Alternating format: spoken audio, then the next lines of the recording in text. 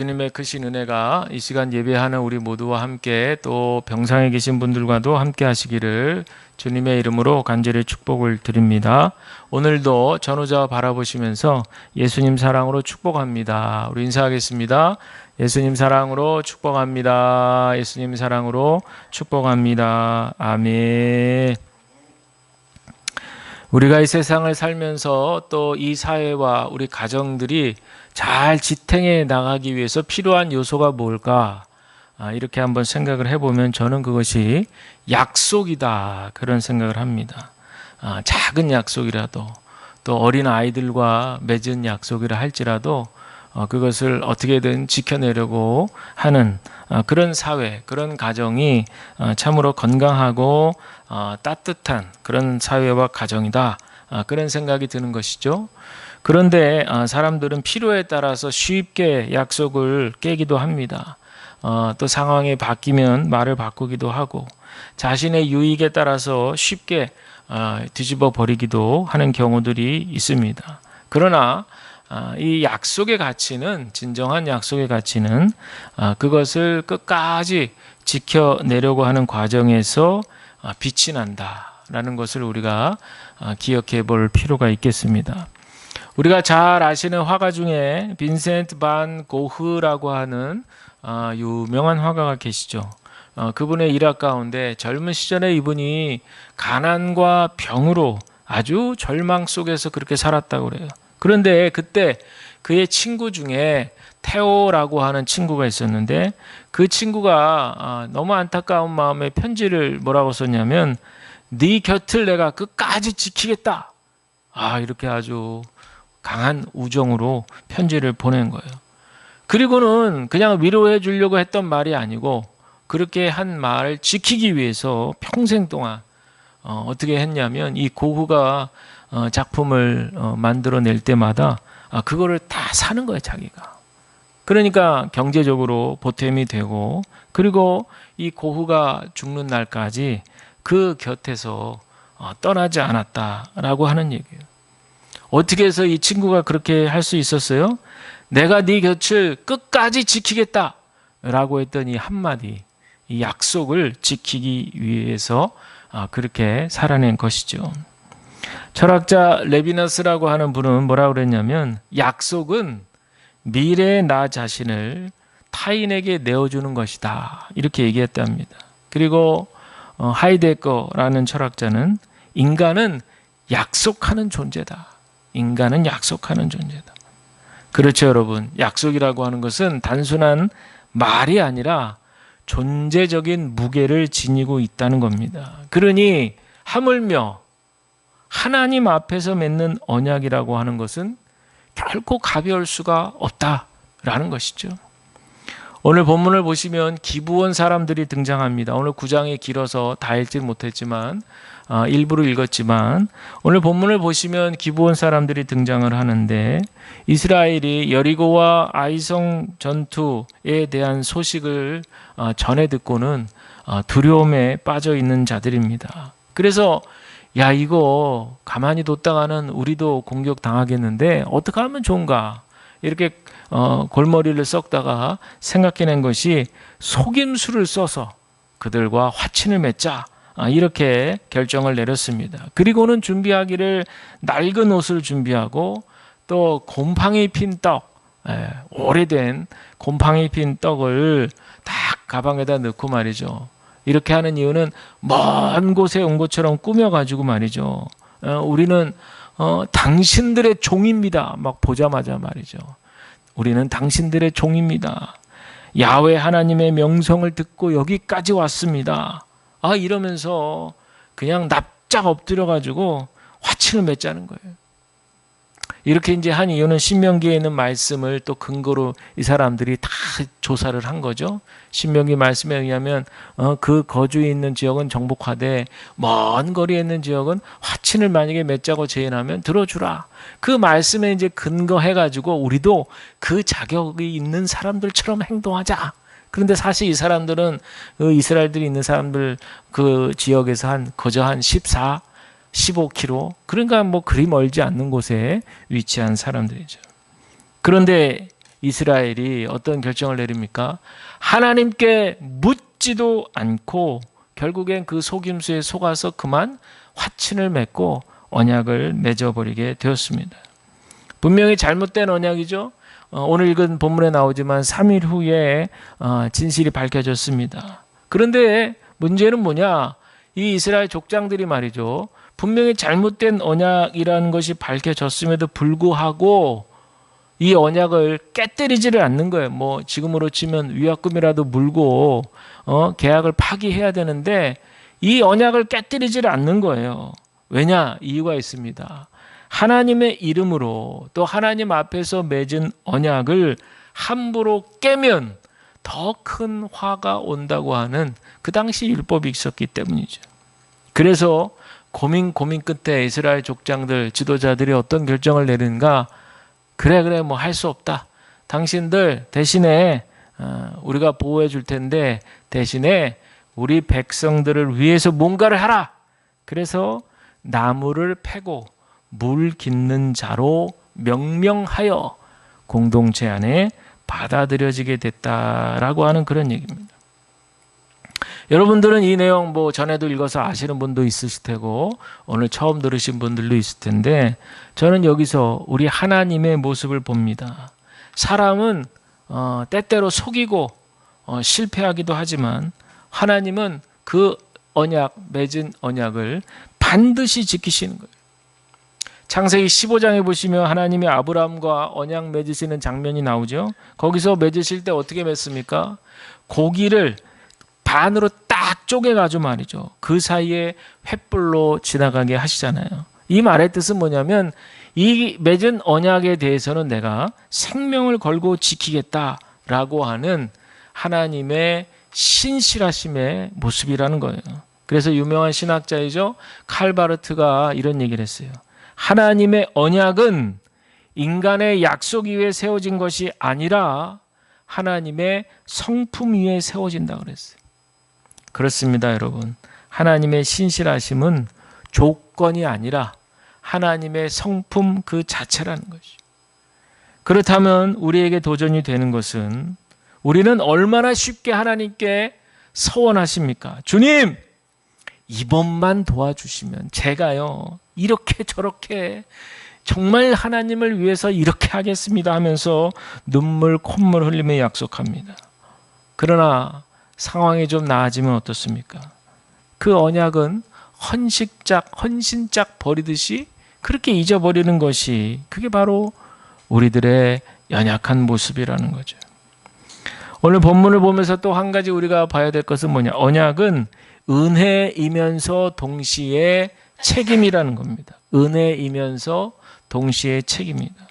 기브온 사람들을 종으로 받아들여서 그들로 하여금 성전 봉사를 맡겼거든요.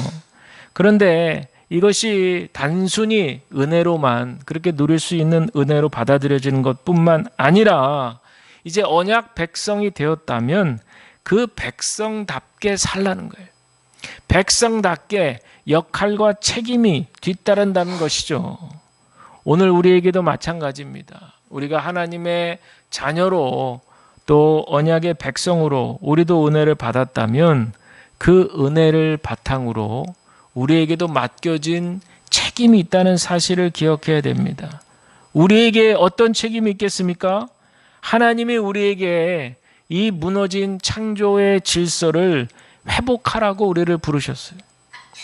이를 통해서 여호와를 경외하고 지혜를 회복하라는 말씀인 줄로 우리 모두가 기억해야 될 줄로 믿습니다. 더 놀라운 사실은요. 하나님께서 이 잘못된 언약인데 이것마저도 사용하셨다는 사실이에요. 기브온 사람을 이스라엘 공동체에 포함시켜서 말이죠. 다음 주일에 볼 10장에 보면 이 소식을 듣고 주변의 아모리 족속 5개 나라에서 겁이 난 거예요. 깜짝 놀래가지고 야 이거 큰일 났다. 우리가 먼저 기브온을 가서 치자. 공격하자.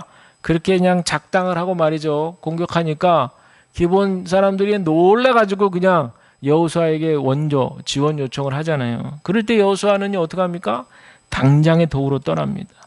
이때 하나님 뭐라고 얘기하시느냐? 그들을 네 손에 넘겨주겠다. 이렇게 약속하셨어요. 자, 저는 이런 걸 읽어보면 어떻게 보면 한쪽으로 생각하면 도대체 하나님은 원칙이 있으신가? 기준이 있으신 거야? 없으신 것 같아 보이는 거죠. 그러나 여러분, 하나님의 기준은 분명합니다. 한 영혼이라도 구원하시기 위함이에요.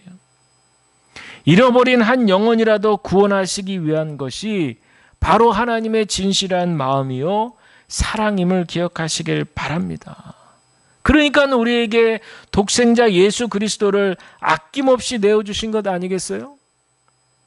에베소서 2장은 이렇게 얘기합니다. 전에 멀리 있던 너희가 이제는 그리스도의 피로 가까워졌다 그랬습니다. 에베소 교회 성도들은 대부분 이방인들로 구성이 되어 있었거든요. 그들은 본래 하나님의 언약 바깥에 있었던 자들, 즉 멀리 떨어져 있던 자들이었어요. 그러나 예수 그리스도의 피가 그들을 하나님의 백성으로, 하나님의 자녀로 끌어당긴 겁니다. 그래서 바울은 뭐라고 얘기합니까? 그는 우리의 화평이신지라 그랬습니다. 여러분, 당시에 성전에는요, 그 성전 안의 구조를 보면 이방인들은 넘어오지 못하도록 담을 쌓아놨어요. 담을. 어느 일정한 공간까지만 들어가지 이 담을 넘어가면 죽임을 당할 수 있다라고 하는 경고판까지 붙어 있었어요. 그러나 우리 예수님께서 십자가에서 피 흘려 달려 죽으셨을 때 성전의 휘장이 쫙 찢어지지 않습니까? 예수님께서는 그 당신의 몸으로 장벽을 허무셨습니다. 그러니 누구든지 그리스도의 십자가 은혜를 믿으면 그 누구라 할지라도 다 하나님의 언약의 백성이 될 수 있는다는 얘기예요. 바로 이 오늘 본문의 이 기브온 사건은 이 사실을 미리 보여주는 장면이다. 이렇게 생각하시면 되겠어요. 우리 기독교 역사의 초기에 활동했던 교부들 중에 유명한 오리겐이라고 하는 분이 있는데, 이분이 이 대목을 주석하면서 이것을 그 당시 적용을 이렇게 말했습니다. 교회 안에는 하나님을 잘 믿지만 여전히 옛 습관을 버리지 못한 사람들이 많다. 그러면서 이 사람들은 기브온 사람들처럼 그저 나무를 패거나 물 깃는 자의 부류로 그렇게 구원받는 것은 원하지 않고 당당하게 이스라엘 백성처럼 당당히 기업을 차지하고 당당히 약속의 땅을 밟기를 원한다. 이렇게 얘기를 했어요. 그러니 여러분, 여기서 중요한 쟁점이 뭐겠어요? 아니, 그러면 누가 당당히 그 땅을 밟을 이스라엘 백성이고 누가 기브온 사람이냐라는 것이죠. 이 오리겐의 통찰 속에는요, 율법주의의 기준으로는 누가 언약의 백성이 되느냐, 누구는 되지 않느냐, 이렇게 판단한다는 거예요. 그러면서 포도원 품꾼의 비유, 여러분 잘 기억하시죠? 아침에 일찍 와서 9시부터 일한 노동자가 있었어요. 하루 9시부터 6시까지. 얼마나 열심히 일했겠어요. 힘들게 일했죠. 그랬는데 보니까 끝나기 1시간 전쯤 5시에 와가지고는 뭐 좀 하는 척 하더니 글쎄 6시에 이제 품삯을 나눠주는데 보니까 아침 9시부터 온 사람이나 오후 5시에 와서 일하는 척한 사람이나 품삯이 어떻게 해요? 똑같은 거예요. 똑같은. 난리가 났지, 난리가 났어요. 이거 완전 소송감이야. 그렇잖아요? 9시부터 일한 사람 너무 억울하죠. 내가 얼마나 지금 수고하고 땀 흘리고 힘들었는데 어떻게 와서 일하는 척 하다가 가는 사람하고 품삯이 똑같을 수 있냐? 공평하지 않다라는 생각할 수 있어요. 이거 우리가 생각할 수 있어요. 그러나 그 본문에서 하나님께서 말씀하고자 하는 것은 우리 모두가 다 우리의 공로로 하나님께 은혜 받을 그럴 수 없다는 얘기지 않겠어요? 중요한 것은 하나님의 언약 백성이 되는 것은 전적인 하나님의 은혜다라는 사실을 여러분들 오늘 기억하시기를 바랍니다. 이런 맥락에서 볼 때 저와 여러분 우리 모두가 다 기브온 사람 아니겠어요? 우리 다 하나님을 몰랐던 사람들이죠. 다 저 멀리 있던 사람들이고 바깥에 있었던 사람들이고 나 맘대로 내 맘대로 적당히 기만적으로 살고 적당히 내 이익을 추구하면서 여러 가지 이유로 결격 사유를 가진 사람들 아니겠어요? 만약에 하나님의 언약 백성을 가르는 데 있어서 율법의 기준을 딱 갖다 대가지고 자 일로 오세요 하고 딱 대서 기준에 합격 불합격 이거 따진다면 우리 중에 과연 누구와 당당하게 그 기준에 들어설 수 있겠냐는 거죠. 여러분 하나님의 베푸신 은혜를 우리가 소중히 생각해야 될 줄로 믿습니다. 비록 포도원 품꾼의 비유에서 비록 누가 봐도 1시간 전에 와서 일한 척하고 품삯 받아가는 거 뻔뻔하죠. 어떻게 저럴 수 있어? 라고 말할 수 있습니다. 그러나 그런 판단으로는 그 누구도 구원해낼 수 없다는 거죠. 그 어떤 생명도 건져낼 수 없다는 거예요. 비록 그런 생각이 맞다 할지라도 비록 그 판단이 누가 봐도 옳다 할지라도 그 너머에 계신 하나님의 마음을 느낄 수 있어야 돼요. 왜? 그러함에도 불구하고 늦게 온 사람한테 똑같이 일찍 온 사람하고 품삯을 똑같이 줬을까? 거기서 우리는 하나님의 뜻을 깊이 생각해 봐야 할 줄로 믿습니다. 비록 이해되지 않아도 우리의 사명은 하나님의 뜻이 우리를 통로 삼아서 마음껏 흘러갈 수 있도록 해야 되는 거예요. 우리 안에 통로가 있는데 그 안에 막 이끼가 낀다든지 이가 빠져가지고 흐르는 물이 막 바깥으로 줄줄줄줄 새든지 금이 간든지 아예 깨진다든지 그러지 않도록 우리 축복의 통로를 잘 관리하고 잘 보관을 해야 우리 하나님이 주시는 그 복의 통로로서의 역할을 우리가 감당할 수 있기 때문인 줄로 믿습니다. 그러니 여러분들 우리가 늘 기억해야 될 것은 하나님의 뜻이 내 안에서 막히지 않도록 하자. 그러면 우리의 모든 판단과 생각들, 우리 안에 있는 모든 인간적인 것들을 다 우리 주님께 맡기고 비워내는 것이야말로 바로 복음으로 살아가는 사람들의 지혜임을 저와 여러분들 기억하시기를 바랍니다. 사랑하는 여러분, 로마서 1장 16절 말씀대로 복음은 모든 믿는 자에게 구원을 주시는 하나님의 능력이라는 거예요. 여러분 이 말씀을 믿으시길 바랍니다. 유대인이나 이방인이나 속임수 많은 자나 정직하고 신실한 자나 믿음으로 나오는 자는 모두가 하나님의 자녀가 될 수 있는 거예요. 이것은 내 힘으로 구원받는 것이 아니기 때문입니다. 우리가 전적인 하나님의 은혜임을 받아들인다면 비록 내 기준과 판단에 못 미치는 사람들이 우리 주변에 있다 할지라도 그렇구나. 하나님께서 나에게 허락한 영혼들이구나. 좀 부족해 보이고 연약해 보이고 그런 분들을 내 곁에 붙여줬다면 뭔가 나를 통과해서 그분들이 구원의 길을 걸어갈 수 있도록 도우라고 그렇게 하나님께서 우리 곁에 그렇게 연약하고 부족한 사람들을 맡겨주셨구나. 이렇게 한번 생각을 바꿔보면 어떠실까요? 할렐루야. 네, 조용하시군요. 여러분, 이 은혜가 우리들 가운데 흐르기를 바랍니다. 우리 하나님은 전적으로 독생자를 통해서 우리를 너무나 사랑하시기 위해서 하시기 때문에 우리를 구원하셨잖아요.